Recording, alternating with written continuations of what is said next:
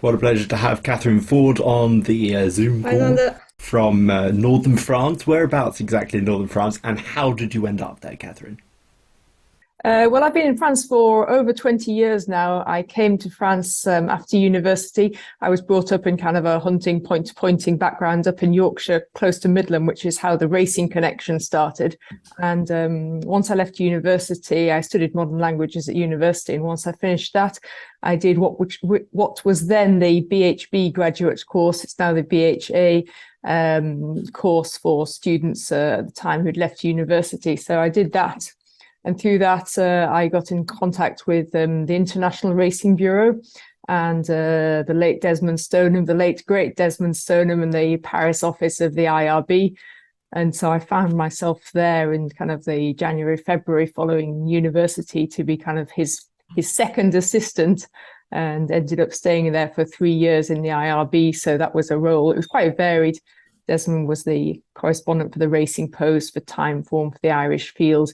And we also worked with quite a lot of international racing, Breeders' Cup, Hong Kong, promoting international racing. So it was right up my street. And the idea was to work in racing and speak French. So I moved to France kind of back in early 2001 and have lived in various places. And currently my husband and I live just about 10 miles south of Chantilly in a little village called Lusache. So it's perfect, quite accessible to Paris, to Chantilly, to the race courses, and also to the airport. So that's great. It is quite a responsibility, though, to cover French racing, to deliver French racing, and indeed to explain French racing to all of us here in the UK. There's obviously an appetite for watching it on Sky. Could you tell us about the day-to-day struggles, perhaps, of being a presenter and the day-to-day excitements? Yeah, it's something I really enjoy, actually. Previously to that, I was working full-time for Equidia, the French racing channel. So doing something a little bit similar for them. That was in French. So I got to go to Cheltenham, the Derby, and a lot of other international races. And it's nice to kind of bring something new to the viewers and the people, I think, who watch that type of racing. They like the good racing. They like to know a little bit about the pedigrees. They like to know a little bit about the stories. It's not just purely about betting. So what I really enjoy in the Sky Sports racing role is to kind of explain a little bit of who is who. And I think it's a great showcase for the French racing, for them to show what they're capable of, for us to talk about the prize money that's available in France, the quality of the racing, the variety of the race courses as well. And all the kind of socio-professionals, as we call them here in France, have been really helpful and really welcoming. And I think quite a few people have got involved in French racing because of that kind of shop window, which is now available on Sky Sports Racing. Well, it seems to me there's always something to moan about in British racing. I suppose it's the same in French racing too. What are the challenges people think are facing French racing at the moment? Yeah, I mean, in France, apart from the big days, we have a lot of problem with getting the public to come racing. In France, it's very much a betting medium. You know, if you're in a village and you go to the PMU cafe, you'll see a few people betting on the racing. But if you go to the races, especially on a weekday, the crowd will be pretty sparse, and it's kind of very much a vicious circle in that there are very few people at the races. So the facilities on the race course, you know, there won't be that much opportunity to have a nice lunch or even kind of sit and have a drink at a reasonable price in a nice place. So sometimes that is an issue with the French racing. It has become very much a betting medium. You know, that is why the prize money is so good, and people are able to earn their living nicely on it. The investment has gone kind of more in that than it has onto on-course entertainment and facilities for racegoers, apart from, of course, the big days that are marketed by France Gallo. And also it's well worth, if you're in France, going to some of the provincial tracks, such as kind of Lyon, Danger, Caen, Pau. You know, they all have great atmosphere, or pretty much all of their meetings, and very much more of a grassroots racing public.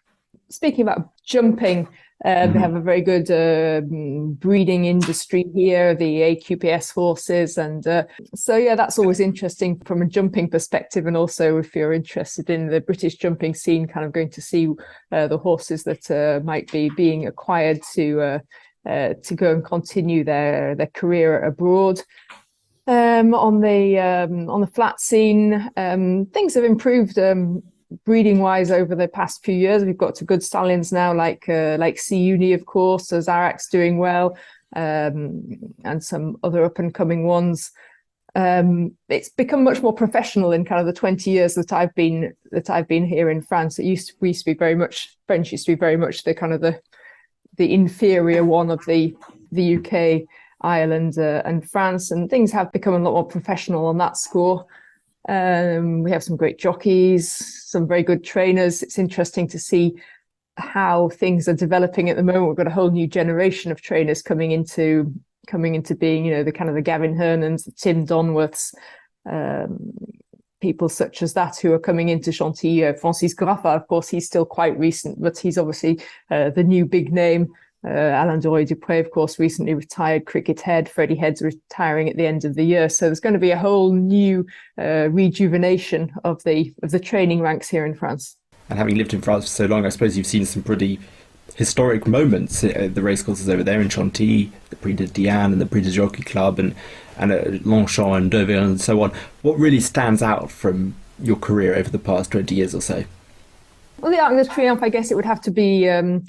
Zarkava was a big one. I was really blown away by the second victory of Trèves because Cricket Head was always so fantastic with us in the media, and we'd followed the story all through from when she won the Prix de Diane as a 3-year-old, and we'd kind of stopped believing a little bit, but cricket was still telling us to believe, and what she did produce to win that second Prix de l'Arc de Triomphe was amazing. So that was a special one for me.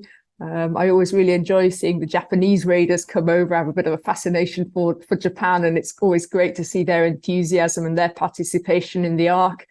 And then from a jumping perspective, I'm quite friendly with Louisa Carberry, so I was delighted to see Docteur de Ballon when he's won two Grand Steeplechase de Paris, which was a fantastic result, a really emotional one, really well deserved for a young British trainer who's based here in the west of France. So yeah, those are two or three that immediately spring to mind. The best place to end, of course, would be to ask you about the French racing calendar. What are the best racecourses in France? What are the best festivals? We obviously have a very strong trip to the Prix de l'Arc de Triomphe in October. Well, everything's a little bit different. I love the Deauville meeting in August. Every time I drive into Deauville, it's a little bit like driving into a kind of a doll's house village or a fairy tale village. It's just so beautiful, and there's a great atmosphere there for the month of August. I maybe don't have quite the youth and the health that I used to have 20 years ago to actually go and be able to party all month there, but there's always something going on, and top class racing, and just an absolutely beautiful setting with the beach, with the Normandy town. So Deauville's definitely not one to miss, with Deauville and also neighbouring Clairefontaine, which we don't talk about so much in Britain, but it's definitely worth a visit. They have flats, jumping, and also a bit of trotting, which is worth a visit as well. So yeah, Deauville meeting. Also slightly off the beaten track, race courses like Lyon d'Angers and Caen. They both have their kind of flagship cross-country event, which always draws a huge crowd. Occasional British visitors, British or Irish visitors are racing there. So those are good. The Anjou-Loire Challenge and the Grand Cross de Caen. The Grand Steeplechase de Paris, of course, that's a fantastic one for visitors. Auteuil, I don't think people realise it is literally just on the peripherique, on the outskirts of Paris. So you can stand in the grandstand and get a view of the Eiffel Tower, which is something. I mean, I think it was the first place I went racing in France when I was working for Desmond and the IRB. It was the first race course I worked at, and as a kind of a 20-something-year-old, finding myself there with a job as something, it was a real dream to be able to be there and say, here I am working just within sight of the Eiffel Tower. So I mean, that's kind of 3 or 4. The Prix de Diane is a fantastic day out. They do it really well at France Gallo. They lay on a lot of facilities and entertainment for families and for Parisians, and so it's very much a big day. And then of course Arc Weekend, I've been saving that one to last because I've been fortunate to go to a lot of big international race meetings, and you kind of go and you're kind of representing France and England, and then on Arc Weekend everyone comes here, and it's kind of our show, as it were, with top class racing for 2 days. Don't forget to go on the Saturday as well these days, which has really stepped up in quality over the last few years.